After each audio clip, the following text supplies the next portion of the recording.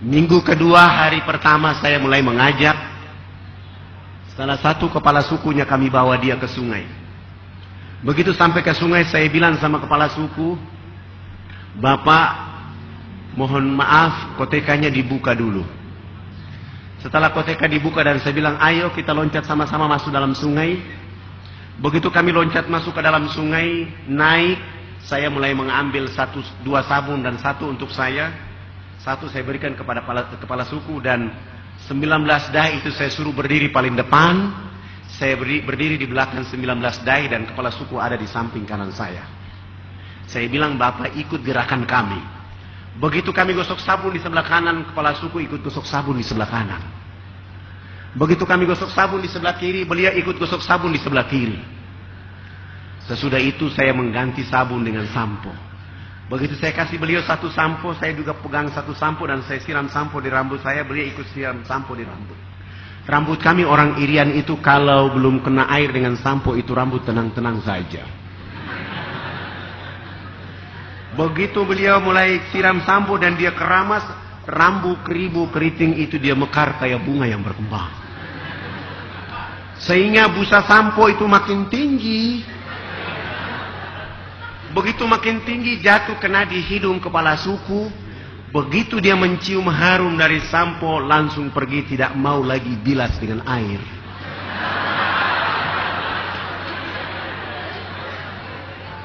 Begitu dia jalan, para dai mengatakan, Bapak kepala suku harus disiram dengan air. Beliau mengatakan, tidak anak, ini wangi. Rupanya selama hidupnya baru pertama mencium bau harum. 6 hari berturut-turut kepala suku ini mandi tidak pernah bilas dengan air. Di hari ke-6 setelah dia datang, kotekanya dia buka, masuk dalam sungai, naik gosok sabun, gosok sampo, dia pakai koteka, dia jalan kayak kuntilanak yang berjalan. Kena matahari, akhirnya busa tadi kering di badan, busa sampo kering di rambutnya. Beliau langsung pergi ke kebun bekerja seperti biasa seorang petani. Jam 2 siang dia pulang ke rumah, Allah subhanahu wa ta'ala menurunkan rizki berupa hujan. Dia mau bersembunyi di bawah pohon, kena air hujan sehingga busa sampo dan sabun yang tadi kering itu muncul kembali. Beliau gosok-gosok sampai busa sampo itu hilang, busa sabun pun hilang. Allah mengganti dengan kesegaran jasmani. Kepala suku ini tiba di rumah tidur dari jam 3 sore sampai jam 9 pagi hari berikutnya.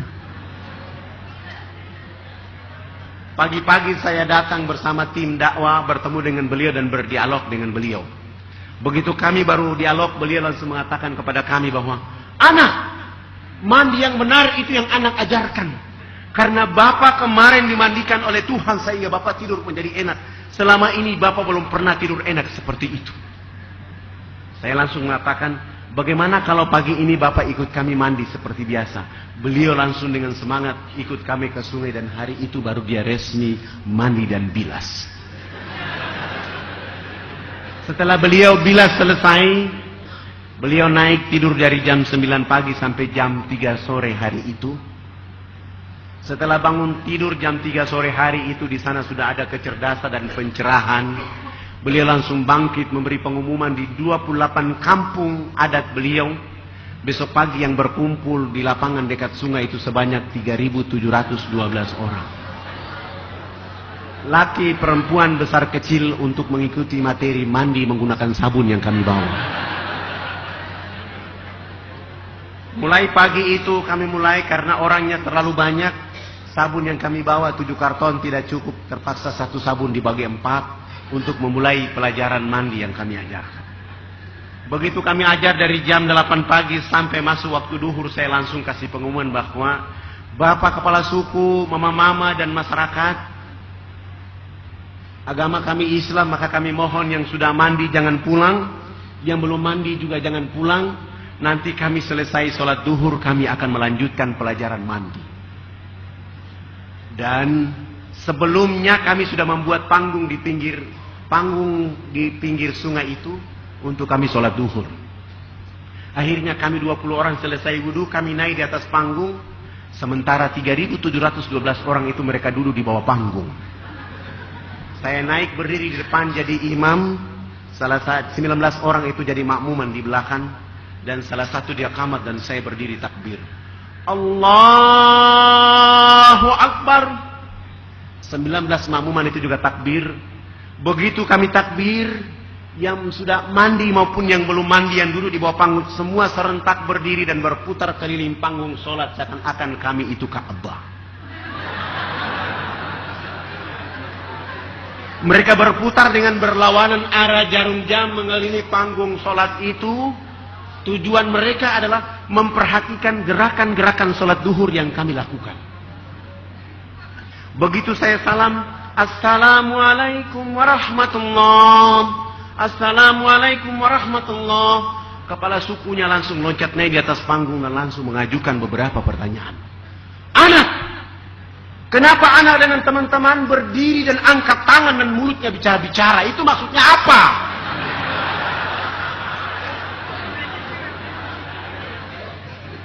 Saya langsung memuji Allah, subhanallah, ini baru mandi sudah cerdas begini. Dan saya langsung menjawab mereka bahwa saya berusaha menjawab mereka dengan bahasa yang bisa masuk ke dalam akal mereka. Bapak kepala suku, mama-mama dan masyarakat, agama kami Islam. Di dalam agama kami diperintahkan oleh Tuhan Allah Sang Pencipta dalam satu hari 5 kali menghadapnya di saat dan waktu yang ditentukan. Tadi kami berdiri mengangkat tangan, itu artinya kami menyerahkan sepenuhnya kehidupan, jiwa dan raga kami kepada Dia Allah yang Maha Besar. Yang kami bicara itu adalah Allah Maha Besar, sementara kami adalah sangat kecil di atas bumi. Sehingga tangan kiri ini malu menutup dada kami, tangan kanan pun malu menutup tangan kiri dan tangan kanan. Terserah Allah. Mau menghukum kami terserah, mau kasih hadiah kepada kami terserah. Karena kami sudah menyerahkan sepenuhnya jiwa raga kami kepada Dia Allah yang Maha Besar itu. Beliau langsung mengatakan, oh, ini agama yang benar. Menurut Bapak kami sudah Islam.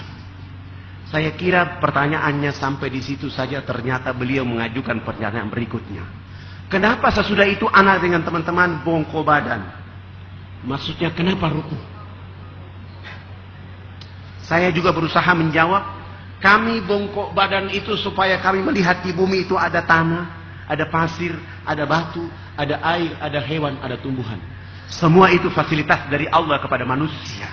Dinikmati, dilindungi, dipelihara karena masih ada manusia berikutnya. Begitu saya jawab, beliau mengatakan bahwa, ini agama yang benar. Menurut Bapak kami sudah Islam. Saya juga kira sudah berhenti di situ, ternyata beliau terus memburu dengan pertanyaan berikutnya. Kenapa sesudah itu anak dengan teman-teman tunduk mencium papan?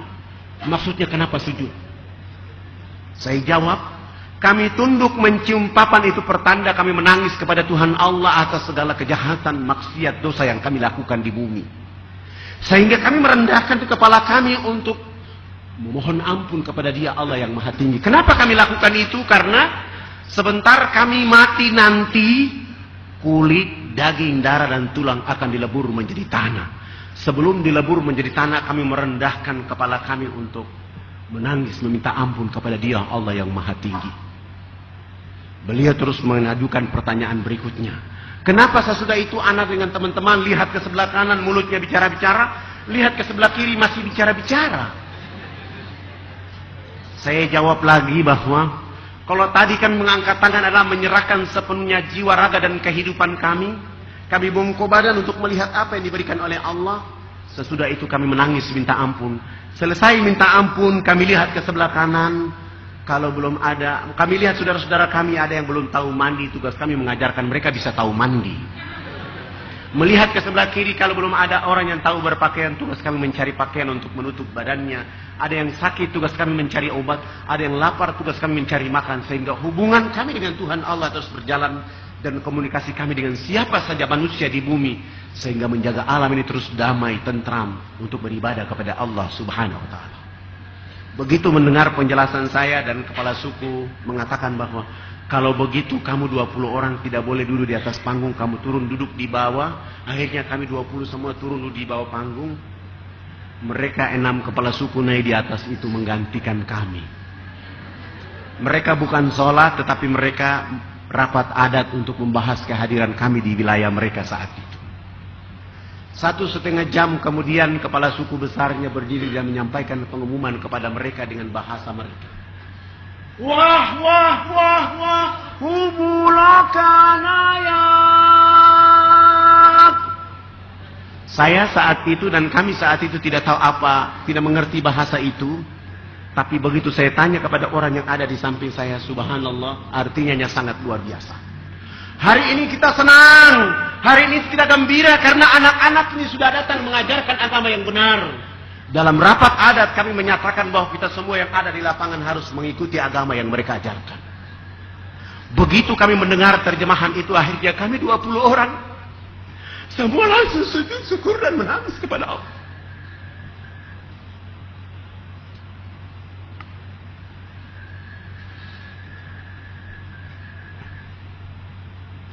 Kami berterima kasih kepada Allah Subhanahu wa Ta'ala. Karena itu kami mengangkat tangan dan mengatakan kepada Allah, Ya Allah, Ya Rabb, kami belum menyebut namamu ke dalam dada mereka. Kami belum menyebut nama kekasih Muhammad Sallallahu Alaihi Wasallam ke dalam hati mereka. Kami baru hanya bawa sabun mandi, Ya Allah, Ya Rabb. Lalu kami berhadapan dengan 3.712 orang untuk membimbing mereka mengucapkan 2 kalimat syahadat. Tetapi kami semua pun tidak sanggup untuk mengucapkan 2 kalimat syahadat di saat itu. Karena mereka dalam keadaan telanjang, dalam keadaan miskin. Tapi wajah mereka begitu tulus untuk mengucapkan Asyhadu an la ilaha illallah wa asyhadu anna Muhammad Rasulullah. Ya Allah, Ya Rabb, kuatkan dakwah ini. Ajari kami dakwah ini agar kami terus bersama mereka. Sehingga telanjang itu berubah menjadi cahaya bagi kehidupan mereka. Ya Allah, Ya Rabb. Satu minggu itu membuat kami tidak akan kuat. Karena kami tidak menyangka begitu mudahnya hidayah Allah menyertai saudara-saudara. Dan kami tidak memberikan mereka apa-apa kecuali membawa sabun mandi, pakaian terbatas itu untuk mereka. Setelah 1 minggu mereka mengucapkan 2 kalimat syahadat selesai. Kami berusaha untuk membimbing mereka ke arah yang lebih baik. Dengan cara merubah dan mengganti nama-nama mereka. Sehingga yang nama Yohanes, nama Paulus, Wilhelmus kami ganti semuanya. Paulus kami ganti nama dengan nama Ibrahim. Wilhelmus kami ganti nama dengan nama Abu Bakar. Dan nama-nama seperti itu paling layak kepada orang Irian ketika masuk Islam. Sangat lucu kalau ada orang Irian masuk Islam, rambutnya keriting, badannya hitam keling, dipanggil Cecep. Sangat lucu kalau dia masuk Islam, rambutnya keriting, badannya hitam keling, dipanggil Subagio.